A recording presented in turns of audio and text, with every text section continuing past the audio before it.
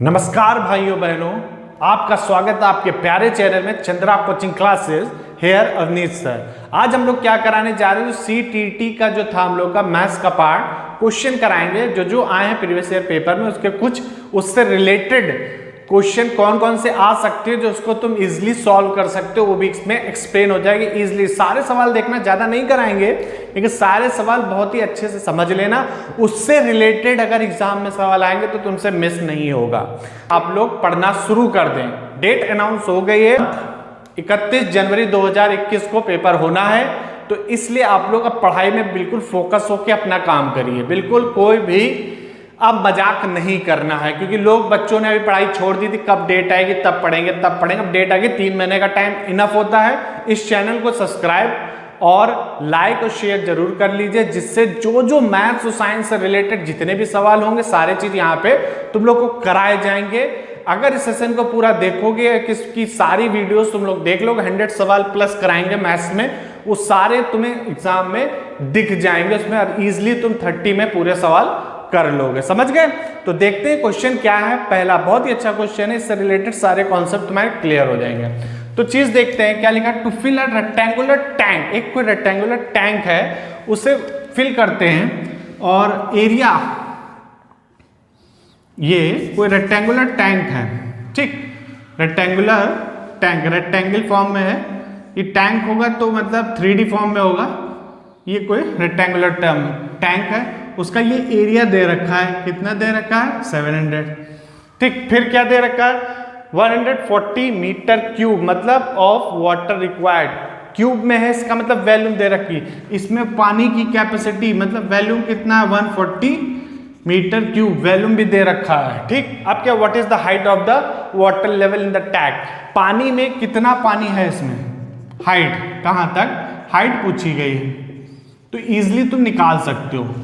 समझ गए? तो एक चीज तुम फार्मूला याद कर लो, अगर कोई भी क्यूबॉइड फॉर्म में है तो वॉल्यूम ऑफ क्यूबॉइड क्या होता है, L into B into H, होता है कि नहीं। अब L पता नहीं, B पता नहीं, H हमें निकालना है, सब तो हमें पता नहीं, हम कैसे निकालेंगे। एक चीज समझो, L इंटू बी क्या होता है, एरिया ऑफ रेक्टेंगल होता है, और रेक्टेंगल कहां पे बना है, बेस पे बना है। तो एक फॉर्मूला बनता है area of base into height. अब चीजें समझ में आ गई। वॉल्यूम पता है तुम्हें 140, ठीक, दे रखा है, तो volume 140 is equal to 700 into height, तो हाइट इज इक्वल टू हो जाएगा 700, 140 डिवाइड बाय 700, 0 से 0 कैंसिल आउट, 10 और ये आ जाएगा तुम्हारा 2, तो आ जाएगा 0.2 मीटर। समझ गए? ये आंसर आ गया, कोई प्रॉब्लम। अब चीज देखो, अगर इस पे बेस्ड कोई और फिगर होता, तुम्हें यहां रेक्टेंगुलर की जगह बोला जाता the area of circle, area of circle ये दे रखा। अगर मान लेते सिलेंडर फॉर्म में होता, सिलेंड्रिकल शेप होता, ठीक, तुम्हें एरिया दिया होता, ये चीज एरिया दिया होता, और तो तुम्हें हाइट पूछी जाती, वॉल्यूम दिया होता। तो एक चीज फॉर्मूला याद कर लो, चाहे कोई भी फिगर हो, वॉल्यूम ऑफ द किसी भी फिगर का, वॉल्यूम ऑफ किसी भी फिगर का, समझ लो एनी फिगर क्या होगा, area of base into height होता है। ये चीज याद कर लो, रट लो।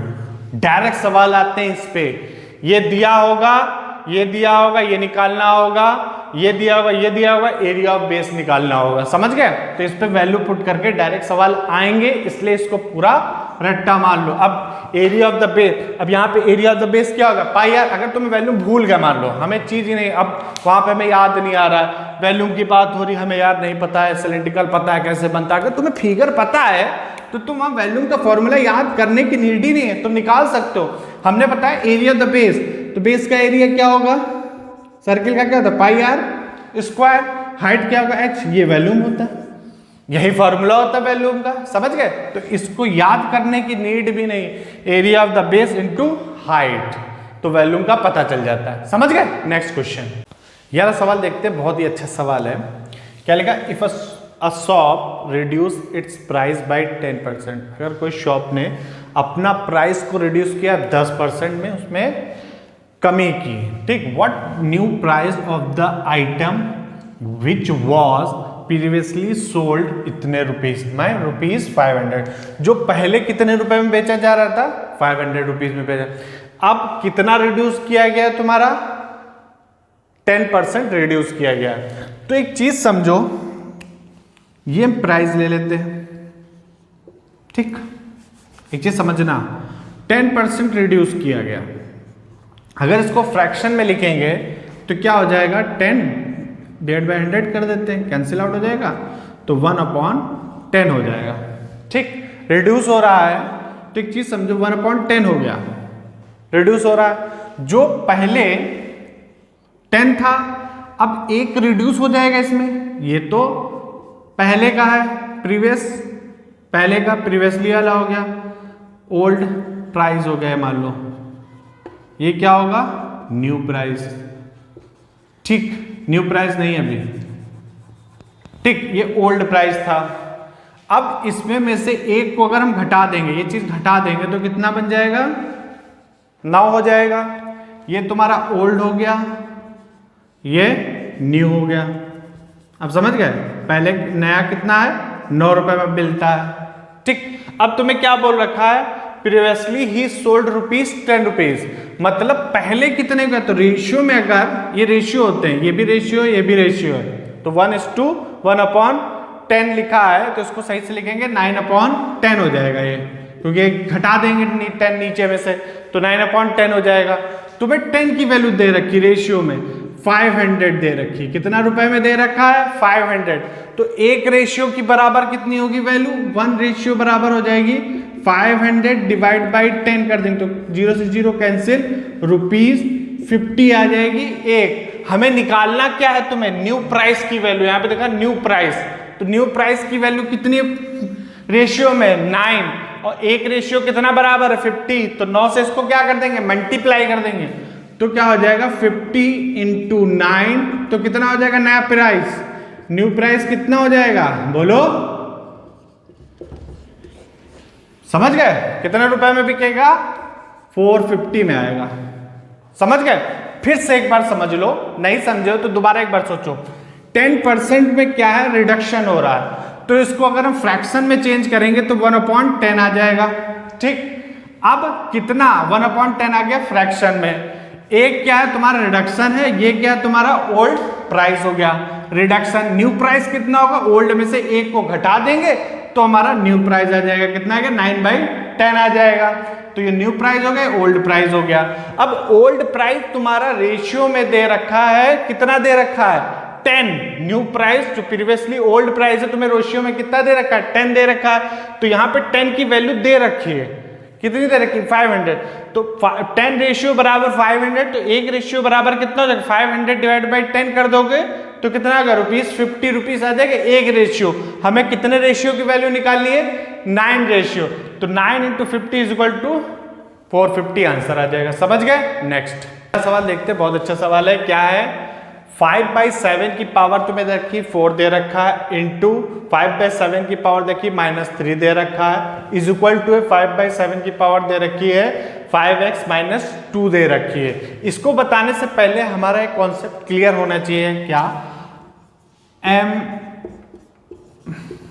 ये कॉन्सेप्ट, ठीक। तो अगर बेस सेम होगा, अगर बेस सेम होगा, क्या होगा, बेस, अगर बेस सेम होगा तो पावर्स क्या हो जाती बच्चों, ऐड हो जाएंगे भाइयों, क्या हो जाएगी, ऐड हो जाती है। अगर बेस सेम होगा पावर क्या हो जाएगी, ऐड हो जाएगी। वही चीज यहां समझो, यहां पे इन दोनों का बेस सेम है। दूसरा फॉर्मूला क्या लगेगा, अगर यहां पे बेस तुम्हारा की पावर m है और यहां का भी a की पावर तुम्हारा n है, अगर बेस इक्वल टू का बीच में निशान है, अगर दोनों बेस क्या है, सेम है, तो पावर भी क्या होनी चाहिए, सेम होनी चाहिए। पावर भी क्या होगी, सेम होगी, तो m = n हो जाएगा। ये दो फॉर्मूले यहाँ पे लगेंगे। तो देखते हैं, तो पहले देखो बेस दोनों में क्या है, सेम है, तो पावर यहाँ पे मल्टीप्लाई में पावर्स क्या हो जाती है, ऐड हो जाती है। मल्टीप्लाई में पावर ऐड हो जाती है, तो मल्टीप्लाई का साइन भी तो ऐड कर लेंगे, तो लिखेंगे 5/7 और ये करेंगे 4 प्लस, और इसको एज इट इज उतार लेंगे। समझ गए? अब क्या करना है, ये हो जाएगा माइनस का हो जाएगा तो 1 आ जाएगा, तो 5 बाई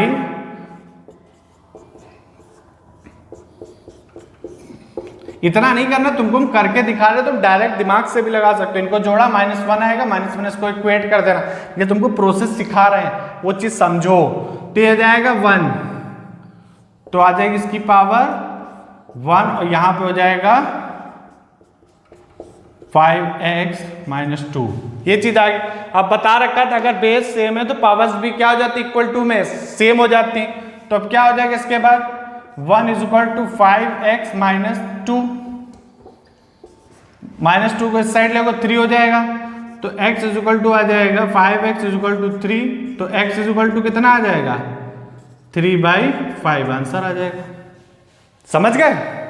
नोट कर लो, बहुत इजी है, कुछ नहीं, दो फॉर्मूलों को याद करना है। डिवाइड में क्या होता है, पावर्स सब्ट्रैक्ट हो जाती है, इतना ध्यान रख लेना। नेक्स्ट यार सवाल देखते हैं क्या लिखा है। द वैल्यू ऑफ √91 + √70 + √121 इस क्या वैल्यू होगी इसकी। तो एक चीज तुम्हें, ऐसे सवालों को हम अंदर से सॉल्व करते हैं, पीछे से सॉल्व करेंगे। अब तुम्हें पता है ये 121 किसका अंडर रूट का होता है, किसका होता है अंडर रूट, इसका क्या निकल के आएगा 121 किसका होता है 11 का होता है। तो हम 11 की वैल्यू यहां पुट कर दें, ठीक।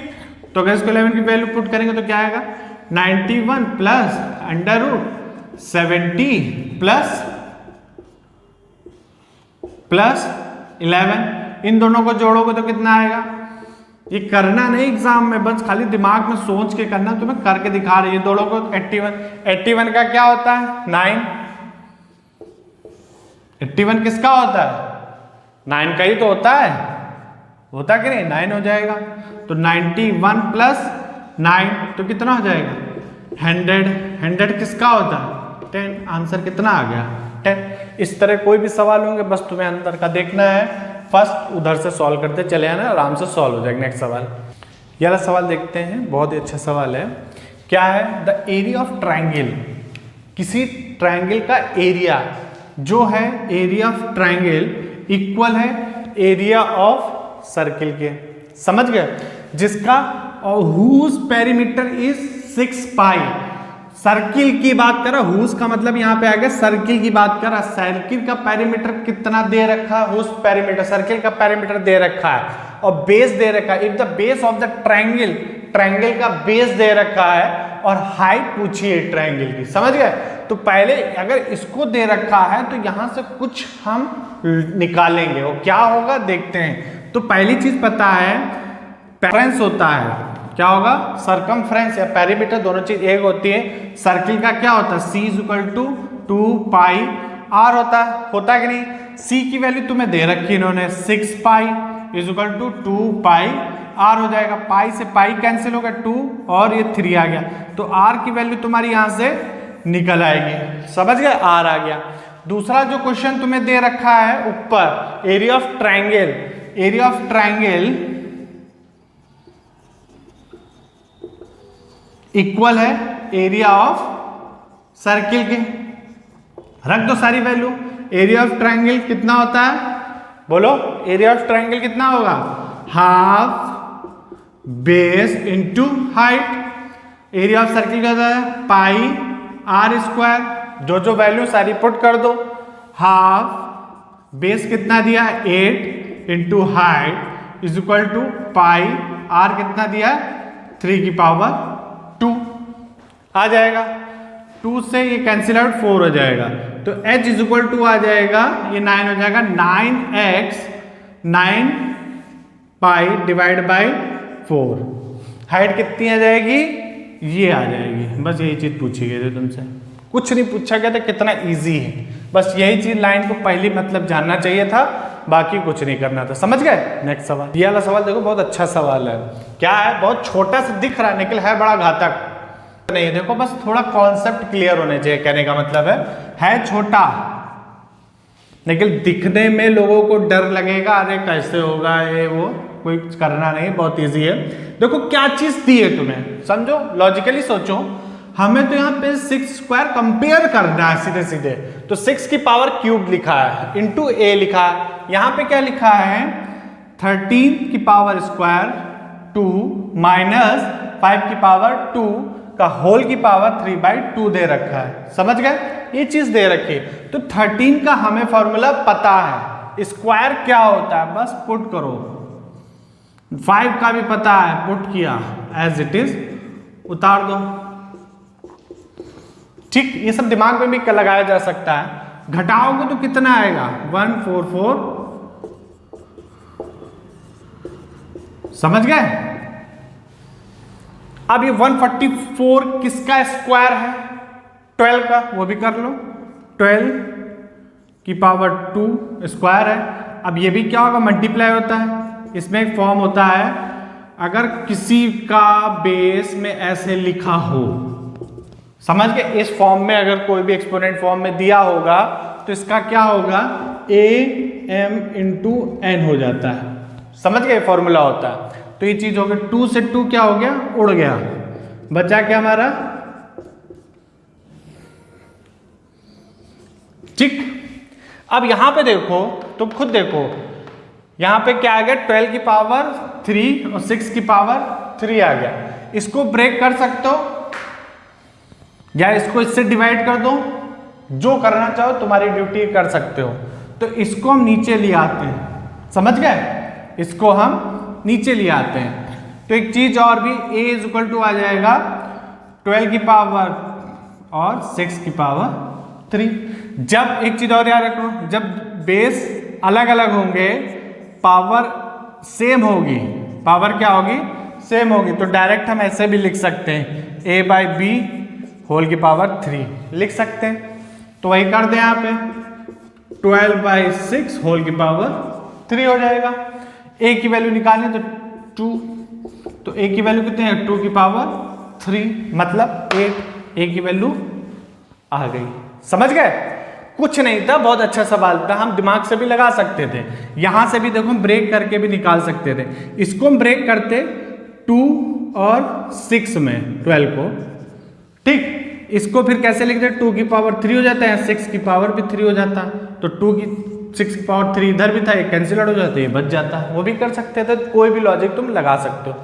तो अगर ये तुम लोगों को भाई लेक्चर अच्छा लगा तो प्लीज इसको सब्सक्राइब और लाइक शेयर कर दीजिए, और ज्यादा से ज्यादा लोग इस पे ज्वाइन हो जाइए इस चैनल को लेके, क्योंकि सारा CTET के जितने भी प्रीवियस ईयर क्वेश्चंस हो गए मैथ्स के और साइंस के, उससे रिलेटेड जो भी तुम्हारा मटेरियल होगा वो सब चीज यहाँ पे डिस्कस्ड होगा। डेली तुम्हारी 4 बजे रेगुलर क्लासेस इस पे वीडियो तुम्हारी आ जाएगी डेली 4 बजे। तो आप लोग इसको सब्सक्राइब जरूर कर लीजिएगा चैनल को। समझ गए बच्चों, थैंक यू सो मच। जय हिंद, जय भारत।